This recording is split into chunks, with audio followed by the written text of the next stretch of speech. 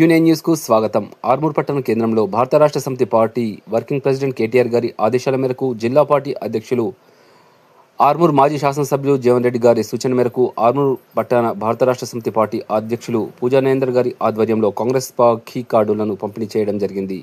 Congress party అమలు కాని 420 హామీలను ఇచ్చి 2 సంవత్సరాలు పూర్తవుతున్న ఇప్పటికీ హామీలను నెరవేర్చకుండా బాకీపడ్డ మొత్తాన్ని ఒకే దఫాలో చెల్లించాలని, అర్హులందరికీ 24 నెలల బాకీలను చెల్లించాలని, లేకపోతే ప్రజలు వచ్చే ఎన్నికల్లో కాంగ్రెస్ పార్టీకి గుణపాఠం చెప్తారని, కాంగ్రెస్ దగాకోరు పాలనా విధానంతో రాష్ట్రం అధోగతి పాలవుతోందని, ఇప్పటికైనా ప్రజలకు ఎన్నికల్లో ఇచ్చిన హామీల మేరకు న్యాయం చేయాలని డిమాండ్ చేశారు. ఇటీ కార్యక్రమంలో మాజీ సర్వ సమాజ్ అధ్యక్షులు సుంకయ్య రవి, మాజీ పీఏసీఎస్ చైర్మన్ ఈగ Gangadhar, Armoor PACS vice chairman నర్మే Naveen, యువజన అధ్యక్షులు గుంజల్ పృథ్వీరాజ్, అగ్గుక్రాంతి, ఎస్సీసీఎల్ టౌన్ అధ్యక్షులు జన్నపల్లి రంజిత్, సీనియర్ నాయకులు మీరా శ్రవణ్, ఇందూర్ విజయ్, మైనార్టీ నాయకులు అర్షద్, లతీఫ్, రహమద్, షైఫ్ మరియు చరణ్, ప్రీతం, షైఫ్ తదితరులు.